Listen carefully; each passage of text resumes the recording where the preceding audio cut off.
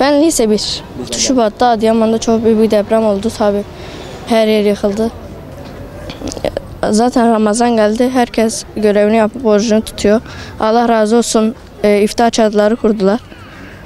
Yine de bizi doyuruyorlar. Depremde işte dükkanımız yıkıldı.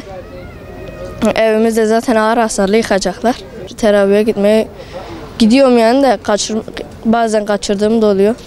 Şu anda Ramazan'dayız. İftar çadırları kuruldu burada. Allah onlardan razı olsun. Orucumuzu tutuyoruz. Önceden evlerimizde, iftarlarımızda yemek yerdik. Şu anda çadırlarda iftar yapıyoruz. Allah çadırları kuranlardan Allah razı olsun. Umut Kervanı'ndan Allah razı olsun. Umut Kervanı vakfımız bayağı bir yardımcı oluyor. Kendimize gönüllü olarak gelip çalışıyoruz. Halkımıza, milletimize yardım etmeye çalışıyoruz. Aç susuz bırakmamaya çalışıyoruz. Yemek dağıtıyoruz.